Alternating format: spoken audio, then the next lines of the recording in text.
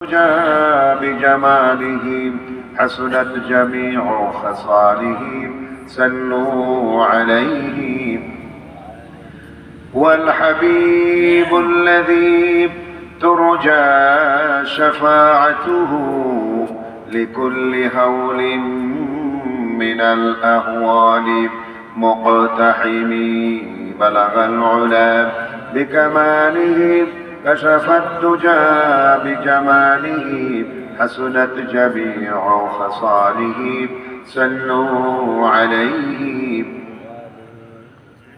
আলহামদুলিল্লাহ। ঐতিহ্যবাহী মরহুম আলহাজ জাবেদ আলী ব্যাপারী ঈদগাহ ময়দানে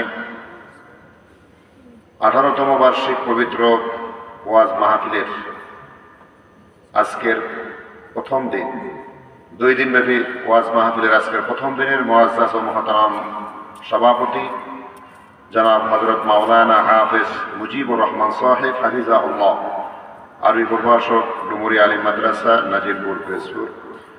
আজকের মাহফিলের প্রধান আকর্ষণ, প্রধান ওয়াইজ হযরতুল আল্লাম জনাব হযরত মাওলানা হাফেজ মাওলানা মুফতি বশিরউদ্দিন সাহেব, সভাপতি ইমামত পরিষদ ও সম্মানিত খতিব নগর বাইতুল নূর জামে মসজিদ নড়িয়া শরীয়তপুর। বিশেষ মেহমান হিসাবে আমাদের মাঝে তিনি উপস্থিত হয়েছেন বিশিষ্ট ইসলামের চিন্তাবিদ হযরত আল্লাম হযরত মাওলানা হাফেজ মুফতি আমিনুল ইসলাম হাশিমি সাহেব, প্রতিষ্ঠাতা পরিচালক রিয়াজুল জান্নাহ আদর্শ মহিলা মাদ্রাসা ও সম্মানিত খতিব ধামারন বাজার কেন্দ্রীয় জামে মসজিদ নড়িয়া শরীয়তপুর। উপস্থিত হযরত উলামায়ে কেরাম, আগত ও সমাগত আমার প্রিয় ভাজন দিনদার ইমানদার নেককার পরহেজগার মুত্তাকি মুমিন মুসলমান ভাইরা, আমরা আল্লাহ সুবহানাহু ওয়া তাআলা দরবারে শুকরিয়া আদায় করছি যে আল্লাহ সুবহানাহু ওয়া তাআলা একটি বছর অতিক্রম করে আমরা এই ঐতিহ্যবাহী এই ঈদগাহ মাঠে আবারও সমবেত হওয়ার তৌফিক পেয়েছি। এই জন্য আমরা আল্লাহ সুবহানাহু ওয়া তাআলার দরবারে অন্তরে অন্তঃস্থল থেকে শুকর আদায় করি। সকলে বলুন আলহামদুলিল্লাহ। আজকের মাহফিলে এসে আপনারা খুশি না বেজার? তা আলহামদুলিল্লাহ যে আওয়াজে বলেছেন এতে খুশি কিন্তু বেশি একটা না। মনে হয় যে বাড়ির থেকে খুব ঠেইলা তারপরে জোর করে পাঠাইছে যে বাড়ির দ্বারা মাহফিল হইতেছে, তুমি বাড়ি থাকতে আমরা জলদি যাবো, এরকম কিছু হয়েছে নাকি? খুশি হয়ে যদি আমরা এসে থাকি তাই আল্লাহ সুবহানাহু ওয়া তাআলার শুকর আদায় করবো তো বড় আওয়াজে, উচ্চ কণ্ঠে। আল্লাহর শুকরিয়া আদায় করলে লাভ না লস? লস বেশি না কম? বেশি। প্রিয় ভাইরা আমার, আল্লাহ সুবহানাহু ওয়া তাআলার শুকরিয়া আদায় করলে আল্লাহ সুবহানাহু ওয়া তাআলা তিনি খুশি হয়ে যান। এবং আল্লাহ রাব্বুল ইজ্জত ওয়াল জালাল কোরআনের মধ্যে বলেছেন যে বান্দি আল্লাহর শুকর আদায় করবে, আল্লাহর দেওয়া নিয়ামত পেয়ে, আল্লাহর দেওয়া অনুগ্রহ পেয়ে যে শুকর আদায় করবে, আল্লাহ সুবহানাহু ওয়া তাআলা তার নিয়ামত বাড়ায় দেবে। لئن شكرتم لأزيدنكم ولئن كفرتم إن عذابي لشديد। আল্লাহ তাআলা বলেছেন যদি বান্দা আল্লাহর শুকর আদায় করে আল্লাহ সুবহানাহু ওয়া তাআলা অবশ্যই বান্দার নিয়ামত তিনি বাড়ায় দেবেন। প্রিয় ভাইরা আমার, আমরা যদি আল্লাহ সুবহানাহু ওয়া তাআলা সন্তুষ্টি এবং তার রেজামন্দি অর্জন করার জন্য এসে থাকি, এই আল্লাহর কথা শোনার জন্য, আর আল্লাহর শুকর আদায় করি, তাহলে আল্লাহ সুবহানাহু ওয়া তাআলা তিনি আপনার আমার প্রতি যে নিয়ামত দিয়েছেন, এই যে আসার সুযোগ দিলেন, তার কথা বলার সুযোগ দিলেন, আল্লাহ সুবহানাহু ওয়া তাআলা আরো বেশি তার ইবাদত বندگی করার, তার হুকুম আদায় করার আল্লাহ সুযোগ দিবেন। সাথে সাথে আল্লাহ তাআলা দুনিয়ায় সুখ এবং শান্তি, নাজ এবং নিয়ামত দিয়ে তিনি ভরপুর করে দিবেন। আখিরাতেও আল্লাহ রাব্বুল আলামিন দান করবেন। চিৎকার করে বলেন আমিন। আল্লাহ যেন আমাদেরকে সেই আল্লাহর নিয়ামতের শুকর আদায় করার তৌফিক দান করে বলেন আমিন। এমনিতেই আল্লাহ রাব্বুল ইজ্জত ওয়াল জালাল আমাদেরকে না চাওয়াতেই যে নিয়ামত দিয়েছেন, সেই নিয়ামতের শুকরিয়া আদায় করে শেষ করতে পারবো না, পারবো কেউ? আল্লাহ তাআলা কোরআনে বলেছেন ওয়া ইন তাউদ্দু নি'মাতাল্লাহি লা তুহসুহা ইন্নাল ইনসানা লাযালুমুন কাফফার। আল্লাহ যে নিয়ামত দিয়েছেন এই নিয়ামত গুলো শেষ করা যাবে না, কিন্তু মানুষ হলো জালিম এবং কাফের। অর্থাৎ আমরা আল্লাহর এই নিয়ামত পাইয়া আমরা শুকরিয়া আদায় করছি না, আমরা এটাকে আমরা আল্লাহর নিয়ামতই মনে করি না। যদি জিজ্ঞাসা ভাই কেমন আছেন, তো বলে না ভাই বেশি ভালো নাই, মোটামুটি আছে। কিন্তু সে মোটামুটি না, সে কিন্তু ফাটাফাটিই আছে, কিন্তু সে মোটামুটি বলে বাস চলে যাচ্ছে, মোটামুটি বলে এবার শেষ। যে আল্লাহ রাব্বুল ইজ্জাত ওয়াল জালাল তাকে যে অনেক নিয়ামত দিয়েছেন, এই নিয়ামতের শুকর আদায় করে না। আর এক দল আছে আল্লাহর এই নিয়ামতকে স্বীকারই করে না। তো যারা স্বীকার করে না ওরা কাফের, আর যারা শুকর আদায় করে না ওরা হলো জালেম। ঠিক কিনা? প্রিয় ভাইরা আমার, নিয়ামত গুণে শেষ করতে পারবো না। অসংখ্য নিয়ামতের মধ্যে আল্লাহ রাব্বুল ইজ্জাত ওয়াল জালাল আমাদেরকে ডুবিয়ে রেখেছেন, গুণে আমরা শেষ করতে পারবো না। তোমার দুনিয়াতে আমি যেদিকে তাকাই, অথই নিয়ামতে ডুবে আছি সবাই। ঠিক কিনা? মাওলা তোমার দুনিয়াতে আমরা যেদিকে তাকাই, অথই নিয়ামতে ডুবে আছি সবাই। পাক পাখালির গানে শুনি তসবিহ করো রব, তসবিহ করো রব। আল্লাহ আমার রব, ওই রবই আমার সব। দমে দমে তনু মনে তারি অনুভব। আল্লাহ সুবহানাহু ওয়া তাআলার সেই নিয়ামতের শুকর আদায় করতে হবে প্রতিটা শ্বাস এবং প্রশ্বাসে। আল্লাহ রাব্বুল ইজ্জাত ওয়াল জালালের জিকির দিলের মধ্যে রাখতে হবে, তার অনুগত্যের মধ্যে আমাদের জীবন যাপন করতে হবে।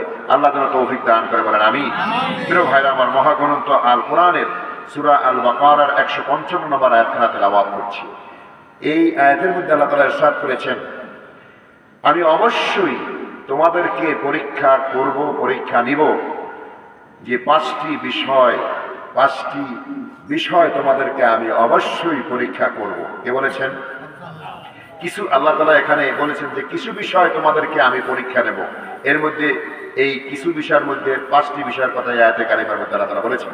নাম্বার 1 হচ্ছে আমি তোমাদেরকে ভয় দিয়ে পরীক্ষা নেব, আমি তোমাদেরকে ক্ষুধা দিয়ে পরীক্ষা নেব, আমি তোমাদের সম্পদ হানি করে পরীক্ষা আমি নেব, আমি তোমাদের প্রাণ হানি করে আমি পরীক্ষা নেব, আমি তোমাদের ফসল আদি এটা নষ্ট করে আমি নিয়ে তোমাদেরকে পরীক্ষা করব।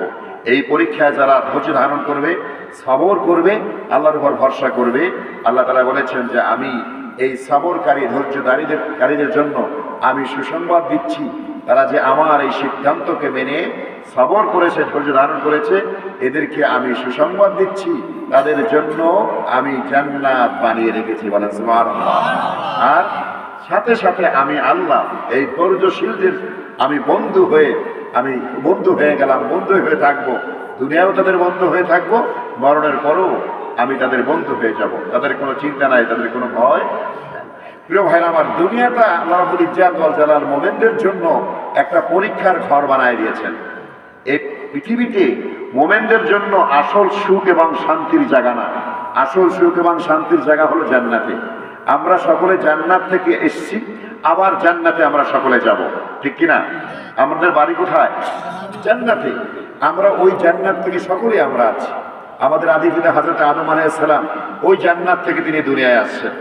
আবার আমরা সকলেই আবার ওই জান্নাতে আমরা চলে যাব।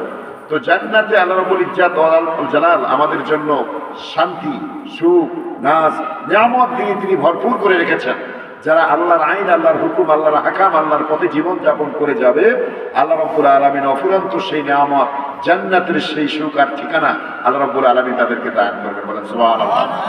প্রিয় ভাইরা আমার, আল্লাহ রাব্বুল আলামিন সেই জান্নাতের সুখ আর শান্তি দেওয়ার জন্য বান্দাকে দুনিয়ায় 5টি বিষয় পরীক্ষা করবেন। 5টি বিষয় রব্বুল আলামিন বান্দাকে পরীক্ষা নেবেন। 5টি বিষয় রব্বুল আলামিন বান্দাকে যাচাই বাছাই করবেন। এই যাচাই বাছাই পরীক্ষার মধ্যে যদি আমরা সফল হতে পারি, পাশ করতে পারি, আল্লাহ রব্বুল আলামিন সুসংবাদ দান করছেন। আল্লাহ আমাদেরকে মরণের পরে তিনি জান্নাত দান করবেন। বলেন সুবহানাল্লাহ। 5টি বিষয়ের প্রথমে হলো রব্বুল আলামিন বলেছেন, ও দুনিয়ার মুমিনেরা, তোমাদেরকে আমি ভয় দিয়ে পরীক্ষা নেব। কিসে দিয়া? ভয়। তোমাদেরকে আমি ভয় দিয়ে পরীক্ষা নিব, তোমরা সত্যিকারে আমার মুমিন কিনা। এই ঈমান যাচাই বাছাইয়ের জন্য তোমাদেরকে আমি ভয় দেব। সেই ভয়টা হলো কি ভয়? ব্যাপক ভয়। 1 নাম্বার হলো আল্লাহ রাস্তায় চলতে গেলে যারা আল্লাহর রাস্তায় চলবে আর যারা আল্লাহর রাস্তার বিপরীতে চলবে, এই বিপরীত রাস্তাটা হলো শয়তানের রাস্তা, আল্লাহর রাস্তা হলো এই কোরআনের রাস্তা। কোরআনের পথে যারা চলবে, শয়তানের পথে যারা আছে তারা এই কোরআনের পথে মোমেনদেরকে চলতে দেবে না, তাদেরকে ভয় দিবে, তাদের উপর জুলুম নির্যাতন করবে, তাদের উপর অনেক রকম চাপ সৃষ্টি করবে, যাতে করে আল্লাহর পথে আল্লাহর আইন মানতে না পারে। এই জন্য তারা চেষ্টা করবে। শয়তান সব সময়ের জন্য আল্লাহর মোমেন বান্দাদেরকে আল্লাহর রাস্তা থেকে দূরে সরাইয়া দেওয়ার জন্য চেষ্টা করবে। তো শয়তান যে চাইবে মোমেনদেরকে যে আল্লাহর রাস্তা থেকে দূরে হটায় দিতে, দূরে সরাইয়া দিতে, কিন্তু আল্লাহর বান্দারা যারা, তারা সব সময়ের জন্য আল্লাহর রাস্তায় তারা অবিচল তারা থাকবে, ইমানের পথে তারা অবিচল থাকবে। মোমেনদেরকে যে তাগুত শয়তান ভয় দিয়ে তাদের উপর জুলুম নির্যাতন করে তাদেরকে আল্লাহর রাস্তা থেকে সরাতে পারবে না। ইমানের পথে অবিচল থেকে আমার মরণ যেন হয়, তোমারই কাছে মিনতি আমার, হে মহামহিম দয়াময়। যারা মোমেন তারা ইমানের পথে অবিচল থাকার জন্য তারা সব সময়ের জন্য আল্লাহর কাছে দোয়া করে, আয় আল্লাহ তাআলা, যত ঝড় তুফান ভয় ভীতি আসুক না কেন, আমি তোমার রাস্তা থেকে আমি এক চুল পরিমাণ বিচ্যুতি হব না। প্রিয় ভাইরা আমার, নবী রাসূলগণ এই ইমানের পথে আমাদেরকে দাওয়াত দিয়েছেন, উম্মতদেরকে দাওয়াত দিয়েছেন। নবী রাসূলদের উপর ভয় ভীতি কাফেররা মুশরিকরা দিয়েছিল কিনা? কিন্তু মোমেন এই যে নবী রাসূলগণ কাফেরদের ভয় ভীত সন্ত্রস্ত হয়ে ইমানের রাস্তা থেকে দূরে সরে গেছেন। প্রিয় ভাইরা আমার, জান্নাত নবীদেরকে এবং নবীর অনুসারী সাহাবীদেরকে কাফের মুশরিক বেঈমানেরা ইমানের রাস্তা থেকে দূরে সরায় দেওয়ার জন্য শুধু তারা মুখের ভয় ভীতি দেননি, তারা এই কাফের মুশরিক বেঈমানেরা হাতে অস্ত্র নিয়ে নবীর উপর আঘাত করেছে। অনেক নবীকে দুনিয়া থেকে শহীদ করে দিয়েছে, নবীর অনুসারী মোমেনদেরকে দুনিয়া থেকে শহীদ করে দিয়েছে, দেশে কি দেয় নাই?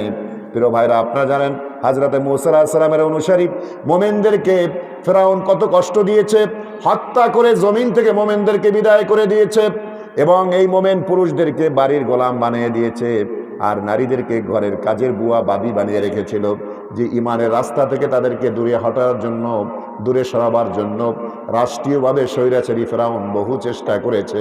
প্রিয় ভাইরা আমার, মোমেনদেরকে মোমেনের ইমান কেড়ে নিতে পারে নাই, তাদেরকে ইমানের রাস্তা থেকে দূরে সরায় দিতে পারে নাই।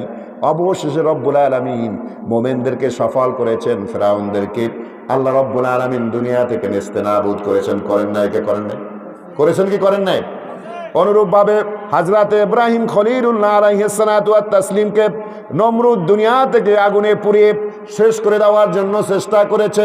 প্রিয় ভাইরা আমার, আগুনের কুণ্ডলীর মধ্যে তাকে ফেলে দিয়েছে, আগুনের ভয় দিয়েছে, তারপরে বাস্তবে আগুনের মধ্যে ফেলে দিয়েছে, কিন্তু হযরতে ইব্রাহিম খলিলুল্লাহকে আগুনের মধ্যে পোড়াতে পারে নাই।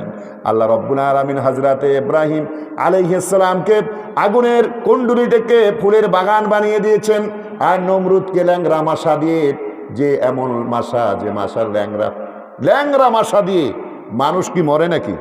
হ্যাঁ, মশার কামড়ে মানুষ মরে? আল্লাহ রব্বুল আলামিন মশার কামড়ে তাকে দুনিয়া থেকে বিদায় করে দিলেন। সুবহানাল্লাহ। আল্লাহ রব্বুল ইজ্জাত ওয়াল জালাল কত বড় তিনি ক্ষমতার মালিক, যে রব্বুল ইজ্জাত ওয়াল জালাল যে কামান বন্দুক গোলা দিয়ে তাকে মারে নাই, ল্যাংরা মাশা, যে এই মাশা দিয়ে আল্লাহ রব্বুল আলামিন তাকে দুনিয়া থেকে বিদায় করে দিয়েছেন। আর ফেরাউনকে পানিতে পড়ে কোনো মানুষ কি মরে নাকি? পানিতে আল্লাহ রব্বুল আলামিন চুবাই আল্লাহ দুনিয়া থেকে বিদায় করে দিয়েছেন। এরকম দুনিয়ার মধ্যে যত জালেম দুনিয়ায় আসছে, এই জালেমদেরকে আল্লাহ রব্বুল ইজ্জাত ওয়াল জালাল যে তাদেরকে নিকৃষ্ট জিনিস দিয়ে আল্লাহ রব্বুল আলামিন বিদায় করে দিয়েছেন। প্রিয় ভাইরা আমার, যারা মোমেন হবে তাদেরকে রব্বুল আলামিন বিভিন্নভাবে পরীক্ষা নেবেন। এই যে প্রথম পরীক্ষাটা হলো ভয়, তাদেরকে আল্লাহ রাস্তায় চলতে দিবে না। কাফের মুশরিক বেঈমানেরা তাদেরকে ভয় দিবে, আল্লাহ রাস্তা থেকে দূরে সরাবার জন্য চেষ্টা করবে, প্রয়োজনে জেলে ঢুকায় দিবে, শহীদ করে দিবে, তাদের উপর জুলুম অত্যাচার করবে যাতে করে ফিরে আসে। কিন্তু মোমেনেরা কখনো আল্লাহ রাস্তা থেকে ফিরে আসবে না। কথা ঠিক না বেটি? তার উদাহরণ আমাদের দেশে আছে কি নাই? আছে। প্রিয় ভাইরা আমার, মোমেনদেরকে আল্লাহ রাব্বুল আলামিন আরো ভয় দিবে, যে মোমেনরা যখন আল্লাহর কথা বলবে, তখন যারা আল্লাহ বিরোধী, যারা কাফের মুশরিক বেঈমান, তখন তাদেরকে আল্লাহর এই কথাটাকে জমিন থেকে নিচ্ছিন্ন করে দেওয়ার জন্য, আল্লাহর কথা জমিন থেকে নিবায়া দেওয়ার জন্য তারা চেষ্টা করবে, কিন্তু তারা আল্লাহর কথা জমিন থেকে নিবায়া দিতে পারবে না। রব্বুল আলামিন কোরআনুল কারীমের মধ্যে বলেছেন যে ওরা চায় মুখের ফু দিয়ে আল্লাহর কোরআন আল্লাহর দ্বীন জমিন থেকে নির্বাপিত করে দিতে, আর আল্লাহ রব্বুল আলামিন চান তার দ্বীনকে জমিনের আল্লাহ রব্বুল আলামিন জমিনের এই মধ্যে দিনের আলোকে ছড়িয়ে দিতে, প্রজ্বলিত করতে। কিন্তু আল্লাহ রব্বুল আলামিন তার দ্বীনকে জমিনে তিনি যে প্রজ্বলিত করবেন, ছড়ায় দিবেন, প্রতিষ্ঠিত করবেন, আল্লাহর দ্বীনের আলো জমিনে সব জায়গায় ছড়িয়ে দিবেন। এতে কাফের মুশরিক বেঈমানেরা যদি বেজারও হয় তবু আল্লাহ রব্বুল আলামিন তার দ্বীন ছড়িয়ে দেবেন। বলেন সুবহানাল্লাহ। কাফের মুশরিক যদি বেজার হয় আল্লাহর কিছু আসে যায়? আল্লাহ রব্বুল ইজ্জাত ওয়াল জালাল তিনি চান তার দ্বীনকে জমিনে প্রতিষ্ঠিত করতে, সব মানুষগুলো দিনদার হয়ে যাক, সব মানুষ নামাজি হয়ে যাক, আল্লাহওয়ালা হয়ে যাক, সব মানুষগুলো জান্নাতি হয়ে যাক। আল্লাহ রব্বুল আলামিন তিনি চান, এটা চান বলেই তো নবীদেরকে দুনিয়ায় পাঠাইছেন জান্নাতের রাস্তা দেখাবার জন্য। আল্লাহ মানুষদেরকে জান্নাতে নিতে চান বলেই কোরআনুল কারীম আসমানি কিতাব জমিনে আল্লাহ রব্বুল আলামিন নাজিল করেছেন। এই কোরআনুল কারীমের দাওয়াত পেয়ে যাতে করে মানুষ জান্নাতের দিকে যেতে পারে, এই জন্য আল্লাহ রব্বুল ইজ্জাত ওয়াল জালাল তিনি তার চেষ্টা তিনি রেখেছেন, নবী রাসূল পাঠিয়েছেন, আলেম ওলামা পীর মাশায়েখ আল্লাহর দ্বীনের বান্দারা মানুষকে দ্বীনের দিকে ডাকতেছে, আর এই ডাকার কাজটা অব্যাহত কিয়ামত পর্যন্ত থাকবে। আল্লাহ রাব্বুল ইজ্জাত ওয়াল জালাল তার বান্দাকে জান্নাতে তিনি নিয়ে যাবেন। আর শয়তান আল্লাহর সাথে কমিটমেন্ট করেছে যে আল্লাহর এই বান্দাদেরকে, দিনদার বান্দাদেরকে আল্লাহ রাস্তা থেকে দূরে হটায়া সে জাহান্নামে নিবে। আর এই শয়তানের রাস্তায় যে সমস্ত বান্দারা আছে যে তারাও চেষ্টা করবে যে আল্লাহর পথে যারা আছে তাদেরকে আল্লাহ রাস্তা থেকে দূরে সরায় দিতে। প্রিয় ভাইরা আমার, মোমেনরা ভয় করবে না কাউকে, মোমেনের কলিজায় ভয় থাকবে কেবলমাত্র, জোরে বলেন কার? আল্লাহর ভয় থাকবে, কাউকে তারা ভয় করবে না। মোমেন জানে মৌতের মালিককে আর হায়াতের মালিককে। দুনিয়ায় যদি কেউ আমাকে মারতে চায় মারতে পারবে না। আল্লাহ রব্বুল আলামিন যেহেতু তিনি হায়াতের মালিক, আল্লাহ রব্বুল ইজ্জাত ওয়াল জালাল যদি দুনিয়ায় বাঁচায় রাখতে চান, দুনিয়ার কারো কোনো শক্তি নাই যে তাকে এই দুনিয়া থেকে মৃত্যু দিয়ে বিদায় করবে। আসেনি কেউ?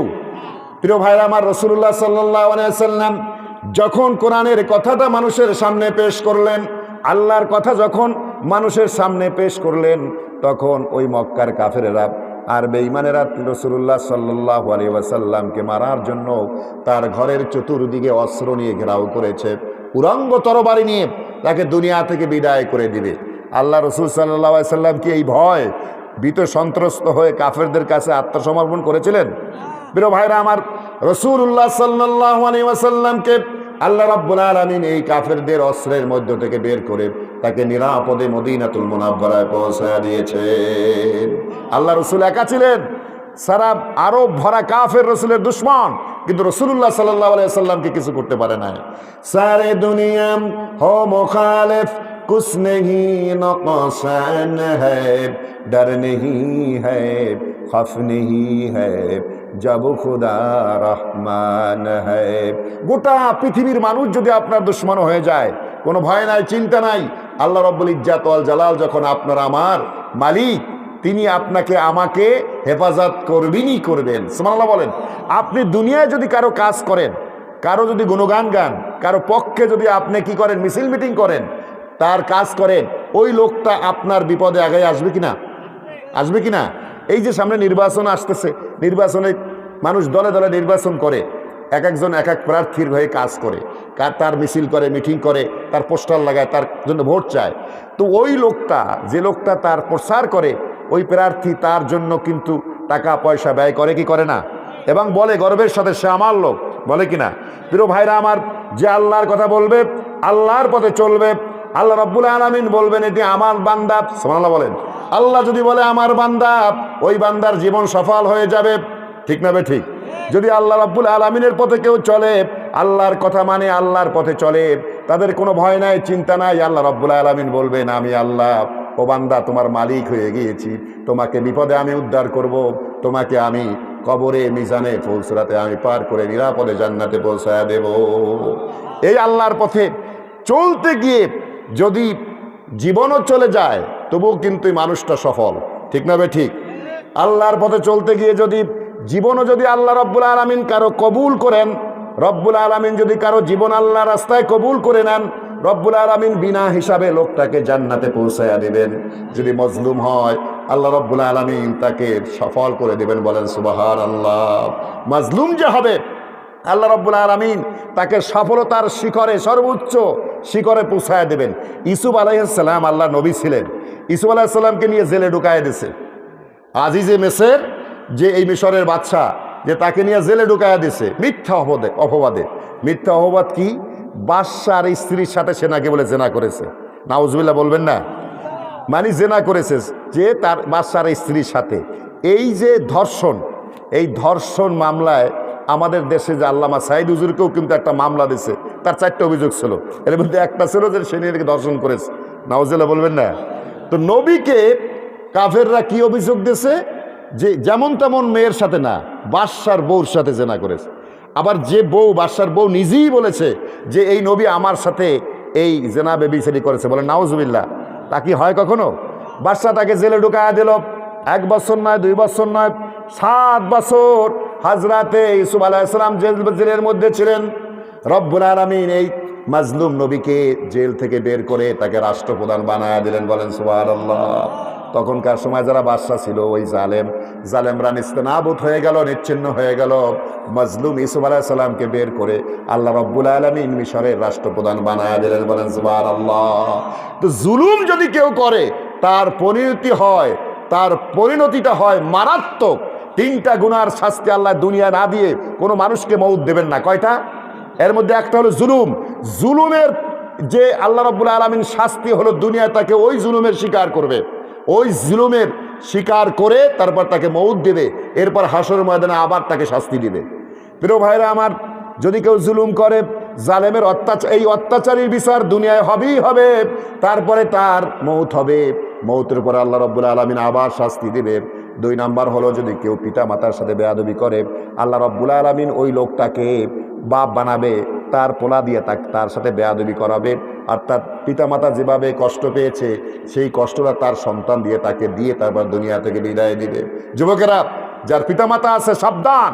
মা বাপকে অবহেলা যদি তোমরা করো, তাহলে তোমাদের পরিণতি হবে যে ওই আজকে তোমার মা বাপকে যে অবস্থায় তুমি রাখছো, দুঃখে কষ্টে অযত্নে তাকে যে কষ্ট দিছো, মনে রাখো কোরআন সত্য, আল্লাহ সত্য, আকাশ জমিন সত্য, তোমাকেও ঠিক ওই পরিস্থিতি বরণ করতেই হবে, এতে সন্দেহ নাই। তোমাকে ওইরকম অবহেলায়, তোমাকে ওইরকম যে নির্যাতনে রাখবে, এরপর তোমার মরণ হবে। কারণ তুমি পিতা মাতাকে কষ্ট দিয়েছো, এই জন্য আল্লাহ রাব্বুল ইজ্জাত ওয়াল জালাল তোমাকে কষ্ট দিবে। আল্লাহ রসুল বলেছেন, পিতা মাতাকে যে খুশি করে দেয়, আল্লাহ বলেছেন আমি আরশের মালিক বাদশা, আমি ওই বান্দার উপর, ওই সন্তানের উপর আমি খুশি হয়ে যাই। আল্লাহ রসুল আরও বলেছেন যে এই মায়ের খেদমতের কথা বলেছেন, মাকে যদি কেউ খেদমত করে খুশি করে দিতে পারে, মায়ের কদমের নিচে আল্লাহ রাব্বুল আলামিন জান্নাতটা এনে রেখে দেন। সন্তানের জন্য জান্নাত মায়ের কদমের তলে। সুবহানাল্লাহ বলেন। শুধু জুতা না, মায়ের কদমের নিচে, মায়ের কদমের নিচে কিন্তু আল্লাহর জান্নাত পাওয়া যায়। তুমি খাজা বাবার পিছনে ঘোরো, ল্যাংড়া পীরের পিছনে ঘোরো, সে তোমাকে জান্নাত দিতে পারবে? আল্লাহ রাব্বুল আলামিন বলছেন আমি জান্নাত দেব, তোমার মায়ের খেদমত করো, আমি তোমাকে জান্নাত দিয়ে দেবো। বলে সুবহানাল্লাহ। আজকে আমরা বাবার পিছনে ঘুরি। ওরে বাপরে বাবা, গানও কত সুন্দর বানাইছে। পানির মধ্যে জ্বললে আগুন, ঝড় তুফানে নেবে না, ল্যাংটা বাবার মুরিদ হলে নামাজ রোজা লাগে না। নাউজুবিল্লাহ বলবেন না? পানির মধ্যে বলে আগুন জ্বলে, পানির মধ্যে আগুন জ্বলে, জ্বললে বলে ঝড় তুফানেও হালেবে না। আরে জ্বলাইতে তো তুই পারবি না, ঝড় তুফানে নেবে কেমনে? ঠিক না ভাই? ঠিক। আবার ল্যাংটা বাবার মুরিদ হলে নামাজ রোজা লাগে না। বিশ্বাস করো, ওদের কথার মধ্যেই কিন্তু যুক্তি আছে। পানির মধ্যে যেরকম আগুন জ্বলবে না, এই ল্যাংটা বাবার মুরিদ হয়ে তুমি জান্নাতেও তুমি যাইতে পারবা না। কথা ঠিক না ভাই? ঠিক। আরে বাপ রে বাপ, কত সুন্দরভাবে বলে। মুর্শিদ আমার হুজুরি সাহেব কি মহিমা জানে, ফুলের মালা গলায় দিয়ে ধীরে ধীরে টানে। ফুলের মালা না বলে ফাঁসির রশি। যেই লোক যে পীর সাহেব মানবে, যেই পীর সাহেবের মধ্যে আল্লাহর কোনো বিধান নাই, আল্লাহর কোনো হুকুম নাই, সেই পীর সাহেবের মুরিদ হলে পীর সাহেবও জাহান্নামে যাবে, মুরিদও জাহান্নামে যাবে। প্রিয় ভাইরা আমার, এই জন্য আলেম ধরতে গেলে, পীর ধরতে গেলে আপনাকে জানতে হবে সে সত্যিকারে আল্লাহওয়ালা কিনা, আল্লাহর কোরআন মানে কিনা, রসুলের হুকুম মানে কিনা। আল্লাহ এবং আল্লাহ রসুলের আইন যদি না মানে, তাই সেই আলেম বলেন আর পীর বলেন আর যেই বলেন, তার পিছনে চলা যাবে না। দুনিয়ায় নেতা নেত্রীর পিছনে চলি, যেই নেতা নেত্রী ইসলামের কথা বলে না, ইসলামের পথে চলে না, আল্লাহর আইন মানে না, তার পিছনেও চলা যাবে নামাজটা পড়বেন একজন জাননেওয়ালা লোকের পিছনে, ভালো মানুষের পিছনে। রাজনীতি যখন করবেন তখন আপনি যত রকম সমাজের খারাপ মানুষ তার পিছনে দৌড়াবেন। এটা কি হয় নাকি? প্রিয় ভাইরা আমার, নামাজটা যেরকম ভালো মানুষের পিছনে পড়েন, যখন দুনিয়ায় আপনি রাজনীতি করেন আর সমাজনীতি করেন আর যে নীতি করেন না কেন, আপনার নেতাটাও যেন ওইরকম ভালো মানুষ হয়, তাহলে আপনার জীবনটা পূর্ণাঙ্গ পবিত্র হয়ে যাবে। নামাজের সময় ভালো মানুষ ইমাম খোঁজেন, সমাজের ইমামটা খোঁজেন চোর। ঠিক না বে ঠিক? আরে মিয়া, চোরও তো চোর ইমাম বানায় না। বানাবে নাকি? কোন দেশের কোন মসজিদে চোর ইমাম বানাবে? যদি শোনে ইমাম সব চুরি করছে, মসজিদের টাকা চুরি করছে, এর পিছনে নামাজ কেউ পড়বে কেন? চোরের পিছনে নামাজ পড়বো না। যে লোকটা চোর সমাজে, সেও বলবে আমি নামাজ পড়বো না। ঘুষখোর আর এক ঘুষখোরের পিছনে নামাজ পড়ে না।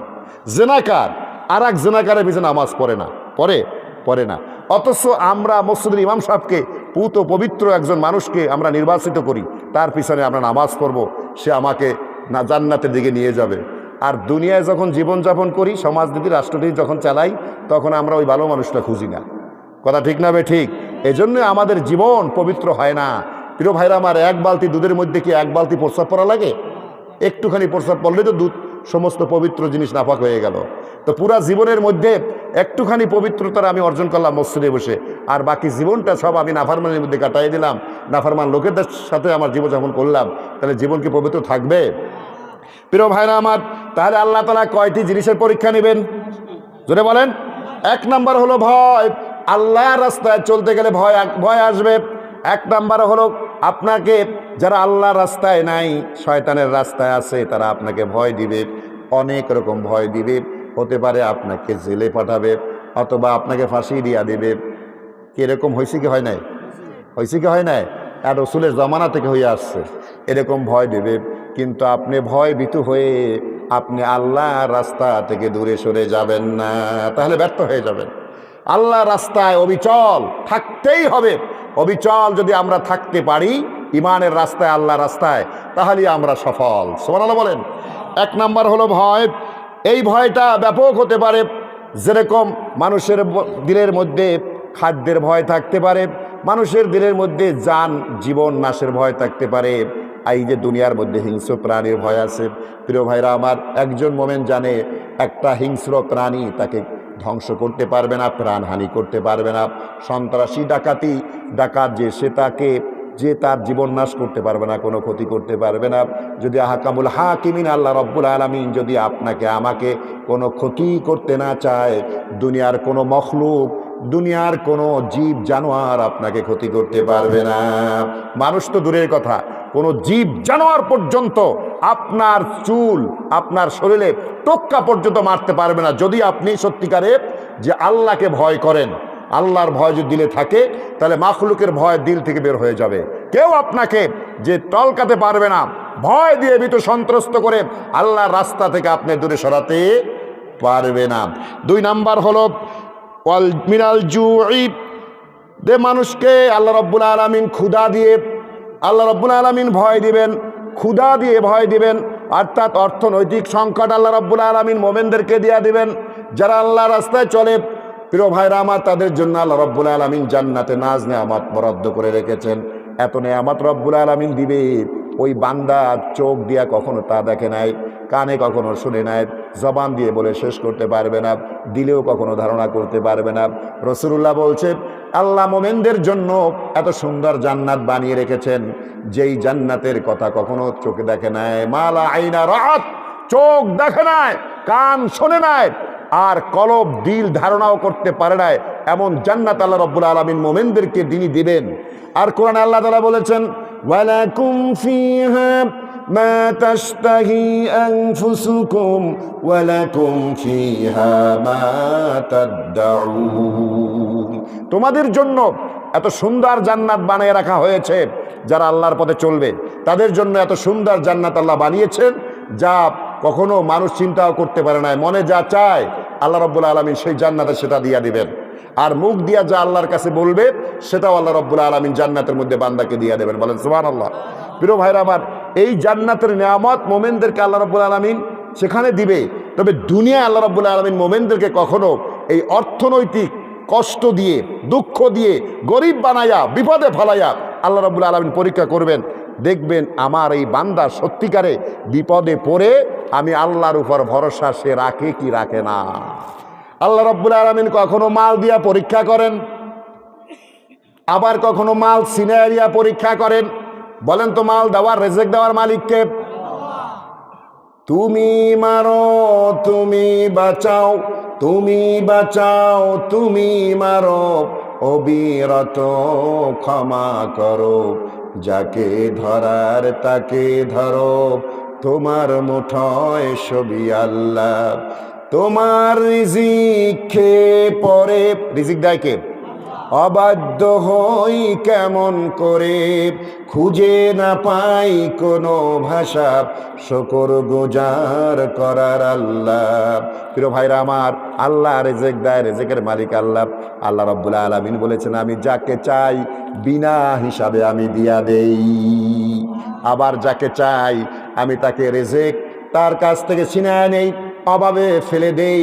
সে একাধারে একবেলা দুইবেলা তিন বেলা সে না খেয়ে থাকে, অর্ধহারে অনাহারে থাকে। আল্লাহ রাব্বুল আলামিন এই লোকটাকে পরীক্ষা করেন, সে না খেয়ে আল্লাহর উপর সবর করে কিনা, ধৈর্য ধারণ করে কিনা, নাফরমানির মধ্যে ঢোকে কিনা, চুরির মধ্যে, ডাকাতির মধ্যে, দুর্নীতির মধ্যে ঢোকে কিনা আল্লাহ রাব্বুল আলামিন দেখতে চান। আর যাকে দিছেন আল্লাহ রাব্বুল আলামিন দেখতে চান বান্দা আল্লাহর নেয়ামত পেয়ে আল্লাহর শুকর আদায় করে কিনা। দুজন কিন্তু পরীক্ষা আছে। যাকে দিছে তার পরীক্ষা হলো সত্যিকারে সে আল্লাহর শুকর আদায় করে কিনা, আর যাকে আল্লাহ রাব্বুল আলামিন যার কাছ থেকে ছিনায় নিছেন তাকে আল্লাহ রাব্বুল আলামিন পরীক্ষা করেন যে সত্যিকারে সে আল্লাহর উপর সবর করে কিনা। বুখারীর হাদিস, বনি ইসরায়েলের 3 জন ব্যক্তিকে আল্লাহ রাব্বুল আলামিন এইভাবে পরীক্ষা করেছেন। লম্বা কথা, অনেক সময় অনেক কথা বলতে হবে, সময় তো নেই। এক টাকওয়ালা ছিল, কুষ্ঠওয়ালা ছিল, আর অন্ধ ছিল। বুখারীর লম্বা হাদিস কিন্তু বনি ইসরায়েলের, আল্লাহ রাসূল সাল্লাল্লাহু আলাইহি ওয়াসাল্লাম এই হাদিস কেনা বয়ান করেছেন। তো আল্লাহ রাব্বুল আলামিন এই 3 বান্দাকে পরীক্ষা করতে চাইছেন। জিবরাইলকে পাঠায় দিয়া টাকওয়ালার কাছে যে বলতেছে, আল্লাহ রাব্বুল আলামিন পাঠায় দিয়ে জিবরাইলকে, যে জিবরাইল টাকওয়ালার কাছে বলতেছে, ও টাকওয়ালা, তোমার কোনো কিছু চাহিদা আছে কিনা, মনে কোনো দুঃখ কষ্ট আছে কিনা। টাকওয়ালা ব্যক্তি বলতেছে, ভাই মনে কোনো দুঃখ কষ্ট নাই, তবে একটা আমার মনের বড় আশা। কি কয়? যে এই যে আমার মাথায় চুল নাই, এই জন্য আমি বড় দুঃখে আছি। যেখানে যাই লোকেরা বলে টাক্কু আইছে। কে আইছে?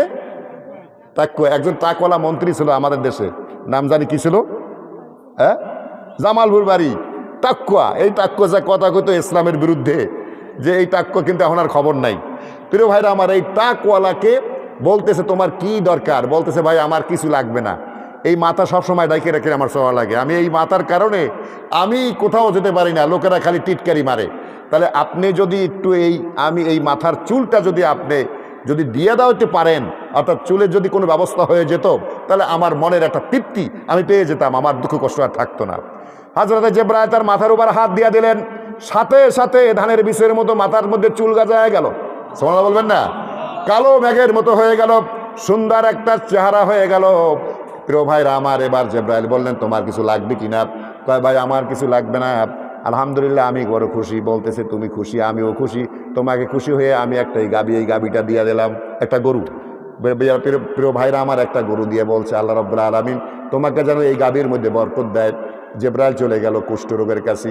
কুষ্ঠরোগটা তার শরীরে সবসময় চামড়ার মধ্যে কুষ্ঠরোগ হতে হতে এরকম হয়ে গেছে, তার কাছে কেউ ধরে না, পরিবারের লোকেরাও যায় না। এই যে করোনার মতো অবস্থা আর কি, করোনা যেরকম কাছে যায় না, কুষ্ঠরোগের কাছে কেউ যায় না।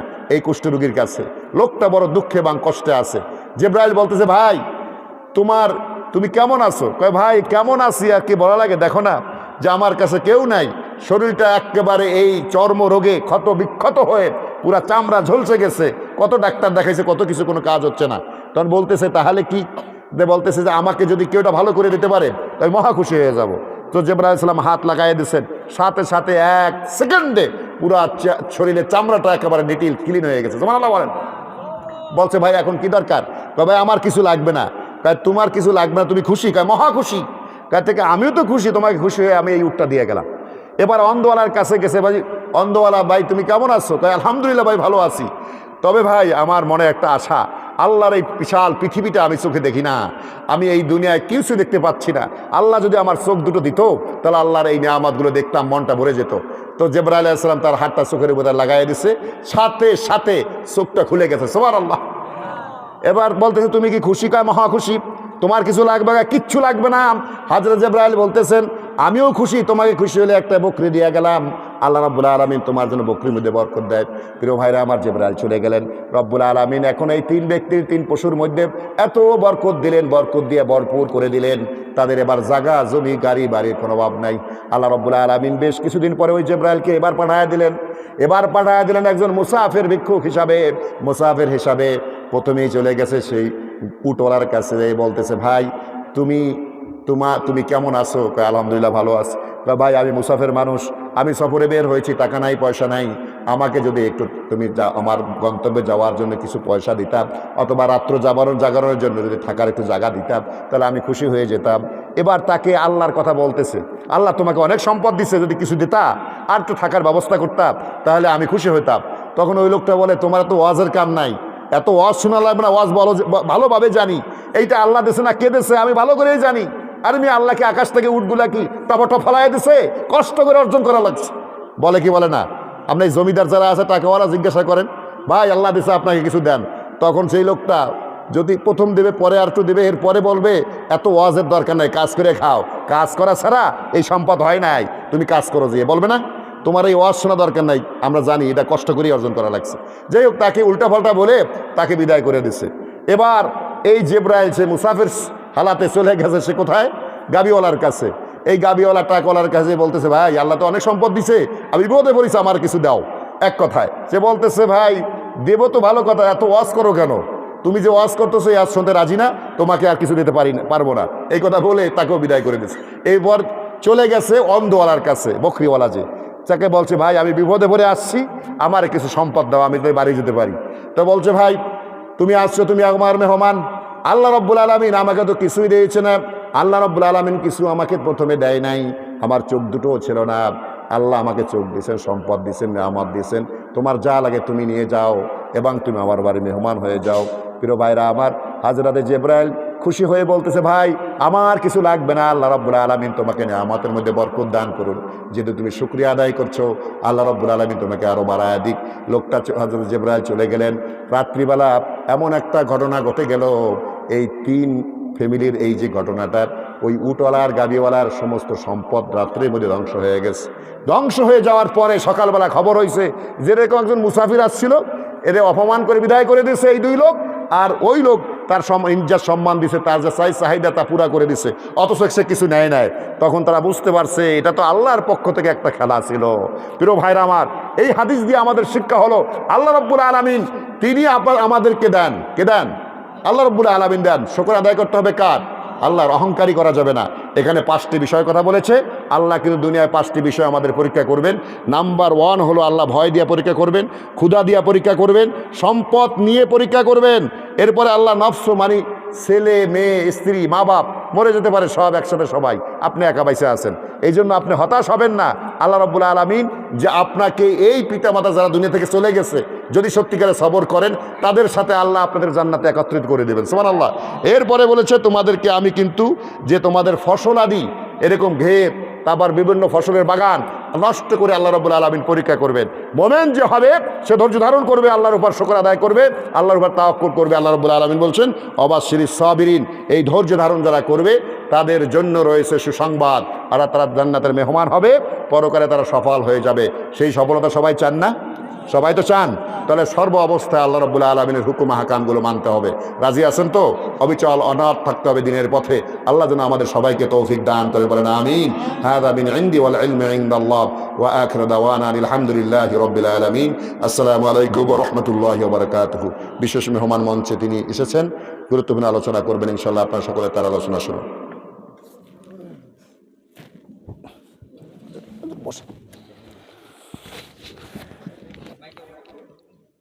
অপরটা গেল কই?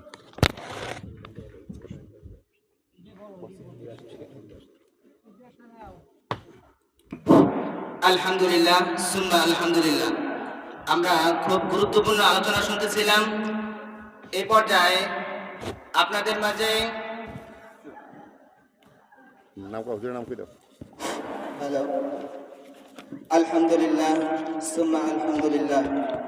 আমরা খুব গুরুত্বপূর্ণ আলোচনা শুনেছিলাম। আল্লাহ তাআলা আমাদেরকে আমল করার তৌফিক দান করুন, পড়েন আমিন। এ পর্যায়ে আপনাদের সম্মুখে মূল্যবান আলোচনা পেশ করবেন বিশিষ্ট ইসলামিক আলোচক হাফেজ মাওলানা মুফতি আমিনুল ইসলাম হাশিমি সাহেব।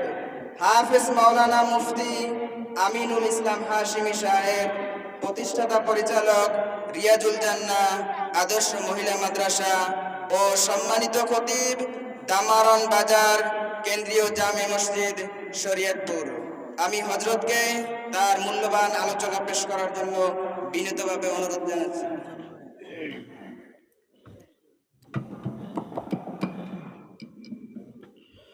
السلام عليكم ورحمة الله وبركاته.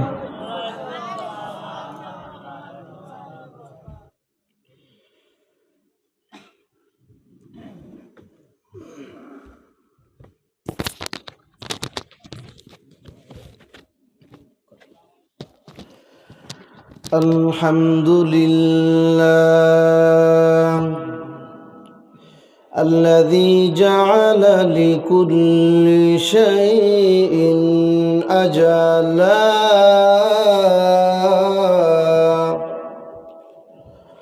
وخلق الموت والحياة ليبلوكم